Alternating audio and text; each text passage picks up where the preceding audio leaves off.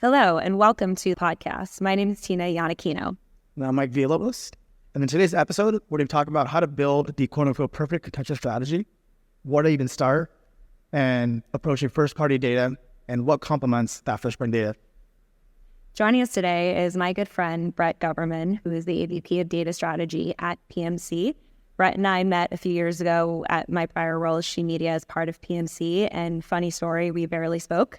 And we now speak a lot more now that I am at SeedTag, and we are working together as partners, and we have been digging into all things data ever since, and I'm so pleased to have you here today. Hi, Brett. How are you? I'm good. How about you? It's funny how that works, isn't it? It's like once you have some good data on your hands, then we can start the conversation. But no, I'm glad to be here. Awesome. And before we really dive into all things of the topic of today's episode, I think just it'd be helpful for the audience to hear a bit more about your career to understand why we're focusing on this topic and what you're doing today. Sure, yeah. It's not particularly exciting, but I'm sure it helps add some context. So I sort of cut my teeth at Permutive for about 2 years, working with a lot of U.S. publishers, helping them develop their first-party data strategy, sort of in the early days when Google initially said they were going to deprecate cookies, I think, which was in 2022 the first time around. I can't remember. So, sort of when first-party data strategies were having their moment, and PMC was actually one of my clients. And at the time, the chief advertising officer sort of, we became very friendly, and through that friendship, we decided to make a switch. And so I came over to PMC to help them develop their first-party data strategy, their ad product solutions, and overall just oversee their data strategy in general, which includes things like identity. And so, since then, I've been at PMC for almost 2 years now, and we've had a ton of success, not only building out unique first-party data strategies, but actually putting it into action with our advertising partners, and have seen some pretty good results so far. Before even diving into the data components, I guess, can you walk us through the importance of having premium content, and how do you define premium content? Is it defined by the vertical, defined by the user, defined by you? And again, how that actually parlays into data strategy? Yeah, I think also from a publisher perspective, it has a lot more weight. Yeah, it's interesting because premium is definitely one of those terms that gets thrown around a lot in press releases or conferences and things like that. And the reason is because it doesn't really have a definition. It's not like, a nutrition label on the back of like a food package or something. So it gives everybody, whether you're a buyer, a publisher, or an ad tech platform, a little bit of wiggle room, right? And so, I think for my purposes, I could only give the publisher perspective, right? Maybe a little bit of ad tech perspective, but I'll focus on the publisher, right? And I think it's sort of, I could put it into maybe 3 buckets, right? The first is traffic, right? Like, to have premium content, you need to be able to have some level of reach, right? Because otherwise it's like you can have an amazing newsletter, but if you have, 5 people, is it even worth considering in the conversation of advertising, right? So I think you need eyeballs. And then the second one, I think, is curation, right? You need someone who is actually looking at the content that's going on the page or even going on the platform, right? And you see things like, like Twitter, right, which I think is all the rage these days, where they have a problem with curation, where a lot of brands are pulling back their ad dollars because their ability to curate and make sure that their brand is not showing up next to some sort of less than safe content is not 100% secure. And then I think the last one is probably like brand equity, right? Like, the person producing the content needs to have some skin in the game. And what I mean by that is, if you're Rolling Stone or if you're Variety, if you're Billboard, you have brand equity. People go to your sites for news, for insights, for the latest trends in music, or for the latest trends in entertainment, right? And if you are not concerned or always worried about what your users think about your brand and how they see your brand as an expert in that particular arena, you're not premium, right? Because there are other people out there that are concerned about that are consistently worried about how their brand is perceived by end users and making sure that what they're doing is valuable to their end users. So kind of similar to curation, but just a little bit more about like the brand has something to lose in that transaction. And so, as a buyer, that publisher really has their act together when it comes to premium content and developing a premium brand. Yeah, absolutely. And I think also the conversation between brand suitability and brand safety is a bit fragmented, and there's so many players using all these different ways of judging and all these taxonomies. It's a bit overwhelming as a publisher and even a vendor in the space to fully grasp just the depth of data that we all have access to, and just super fragmented. And I think you can also bring up when it comes to sentiment targeting versus suitability and how you're even trying to evaluate it across the ecosystem, it can be confusing, especially for a publisher who's not someone like PMC with a ton of amazing first-party data working with a platform like Permative. Where do you even start? And there's kind of a lack of those out-of-the-box solutions unless you have the budget to pay for it. So definitely speaking our language here. But I would like to kind of maybe shift gears a bit to AI, just because it's coming off of all the hot topics. Never heard of it. Never heard of it. It's not a white hot topic at all in our industry. But I guess, what role do you see AI playing in improving ad targeting and audience segmentation? Since with third-party cookie deprecation, there's obviously concerns on it going away, but it's really more about it changing. And I think AI can be an interesting lever for publishers to pull if you know how to use it.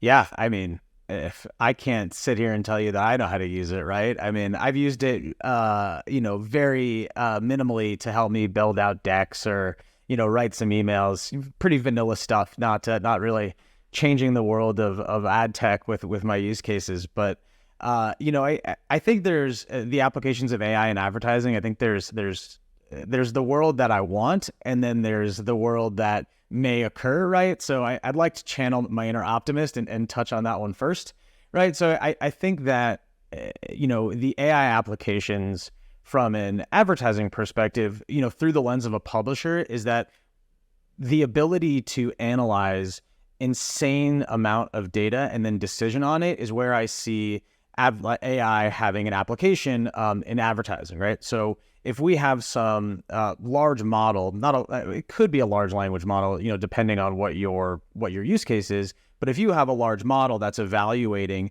users on a one-to-one basis that are coming to our sites, and you're able to then look at what behaviors actually drive action. So using the sort of seed segment to say, this user clicked on an affiliate link, or this user clicked on an ad, or this user filled out a registration form, right? Like knowing that sort of end use case, being able to reverse engineer that with AI and take action on those users in order to drive the best outcomes for the publisher. That's where I see it really playing a part in the most positive way, right?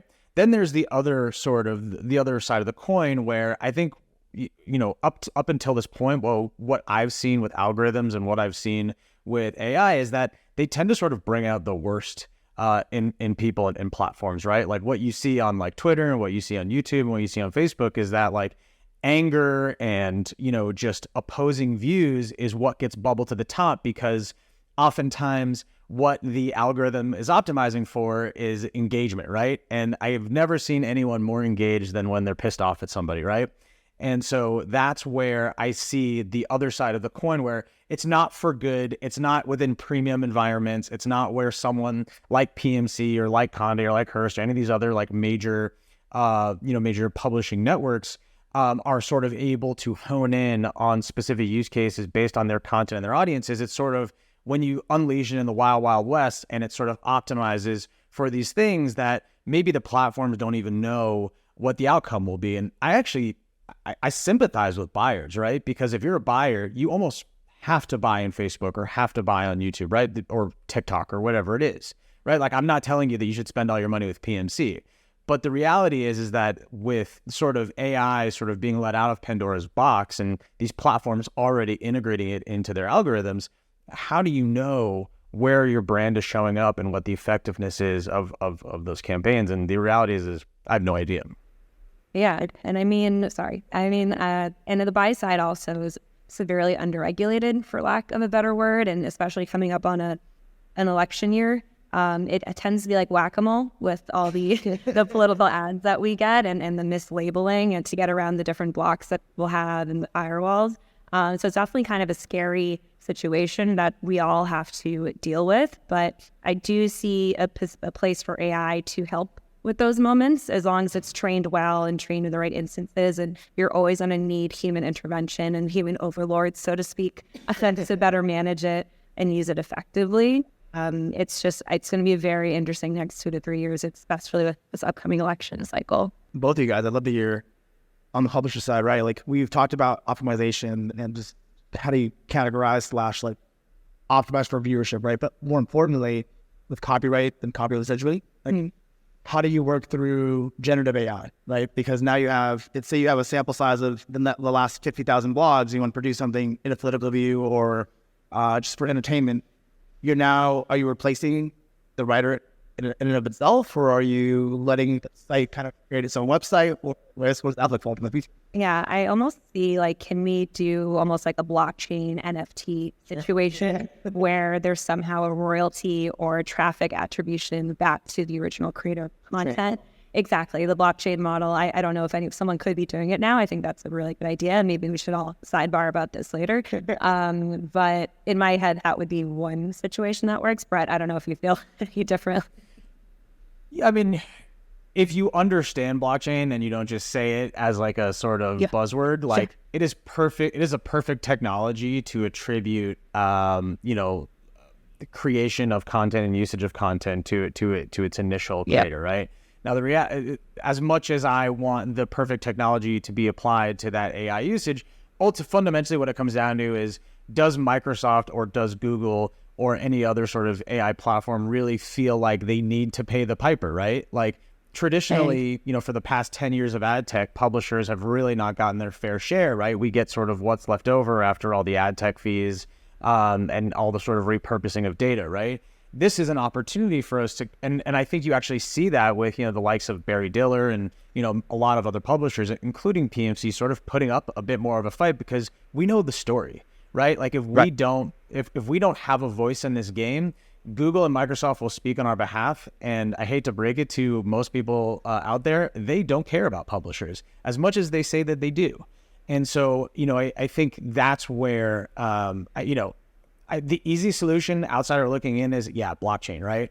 But from an economics perspective, my bottom line, if I'm Google or Microsoft, is way smaller if I have to start paying out people that created content. And if I can have a couple lawsuits and find out that I actually don't have to pay these people, great, right? And that's sort of where I see a lot of the troops lining up is, what is fair use and how is that used?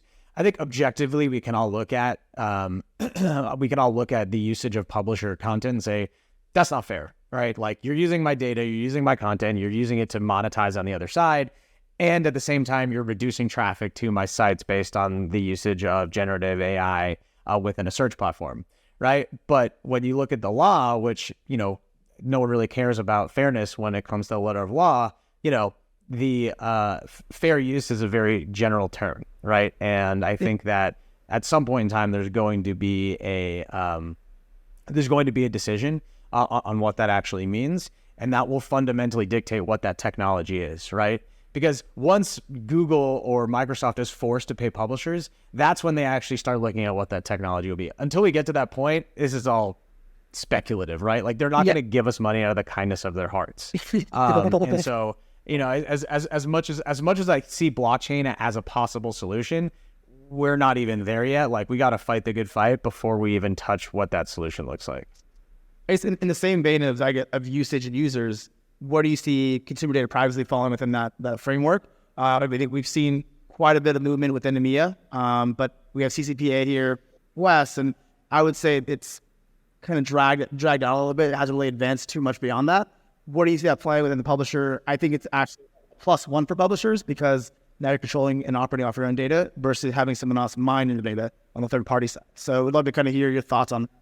I mean, I think as a consumer, it's a good thing, right? When I go to a website and, I don't know at this point in time who's tracking me unless you go into the network tab and start, doing some digging, which, 99% of the population that isn't in ad tech isn't doing that, right? I'm sure we've all done that, right? You're like, oh, I wonder what vendors this website uses. And then you kind of go through it and look at it, right?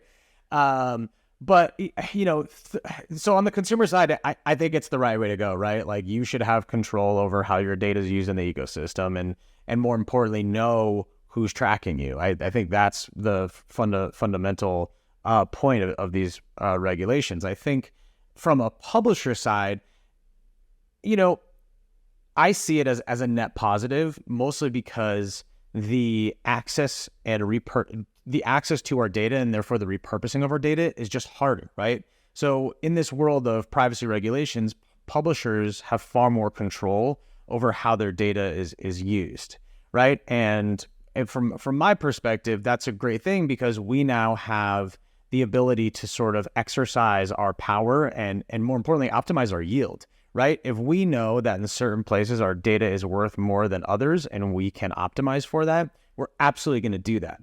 But today, because audiences are essentially commoditized via third-party cookies, there's really no reason outside of any kind of branded content or premium placement for a buyer to sort of buy our audiences. But because we've developed a first-party data strategy and we have audiences that aren't necessarily in the open market for, people on Media Math or Trade Desk to sort of pick and buy, we actually have a new offering, right? So we're already starting to develop this sort of, let's call it more premium direct channels, that sort of PMP type environment, that more programmatic direct type of environment where we have data and offerings that are only available in that more sort of direct relationship.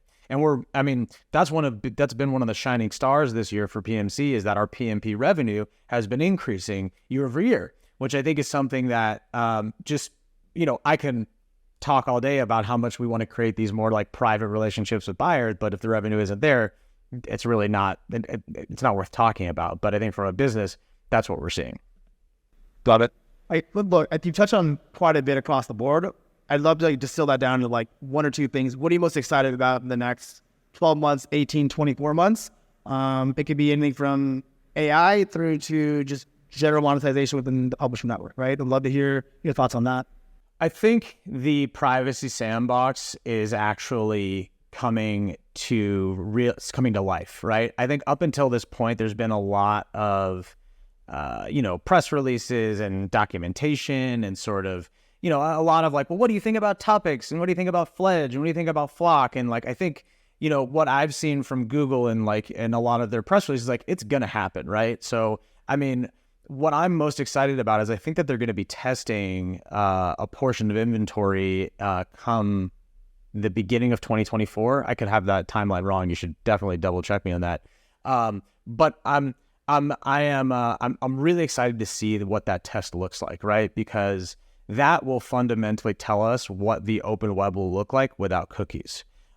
Because essentially we kind of know what it looks like in Safari, right? But, it's so fragmented, between all the various DSPs, all the various SSPs and what those platforms optimize for. It's incredibly difficult to sort of see how, to sort of compare like Safari to Chrome, right? But when Google actually deprecates cookies and tests it out, we're going to see sort of an end-to-end, test of what signals are we sending into the bid stream, what signals is Google picking up, and how are buyers actually transacting on those signals. Now, there's a whole other problem that Google controls the whole ecosystem, and we can certainly have another podcast about that and how I feel about it. But I think to me, that's probably where I'm most excited to see the results, at least over the next 12 months, because I think it's we've been talking about the deprecation of cookies for God knows how long, and like it seems like it's actually going to happen now, which I think is really an interesting time to be in ad tech. Well, something I'm very interested in is what is currently on your nightstand? Is there some amazing book you've been reading recently related to the industry or not? Or hopefully not, because we all spend way too much time talking about all this nonsense. It kind of is, kind of isn't. It's kind of related to old school. Man, I'm glad I'm reading like a really interesting book, because if I had to say Harry Potter, it'd be bad. It's No a shade. book called. No, I love Harry Potter, but it's you know, for podcasts, say that's what you're reading. No, I'm reading a book called Choke Point Capitalism, and what it's about is sort of these the differences between a monopoly and a monopsony, and it's fascinating because what you find out is that by the law pretty much stipulates that a monopoly is someone is an entity that is able to control pricing and that is not good for end consumers, right? And a monopsony is actually someone who controls the supply of goods. So you look at Walmart's, or in particular Amazon's, right, where they're able to depress prices so much on suppliers that actually those are also consumers, right? Because they need to buy things as well. And so their reach and their ability to depress pricing on the supply side actually nets out to where it's still a net negative on society, but from a consumer perspective, prices are so low, right? And look, I don't know what the solution is, but it's just a very interesting dynamic to propose. And I'm not saying I support it in any way, but it sort of flips the way you think about what a monopoly is and what sort of power they exercise on the market. And I'm really enjoying it. It's a good book. It's fairly technical, so if you're not into like economics or anything, I wouldn't recommend it. But it's an interesting read so far. Classic supply and demand. You nailed it. Yeah. Wonderful. Well, yeah, I think that's all we have time for today's episode. Brett, I want to thank you so much for joining us today. Hope we didn't scare you or make you too uncomfortable, and that you'll still text me back at some point. But thank you again. And yeah, I had a lot of fun. Yep, appreciate it, Adam. Yeah, thanks both. I appreciate it.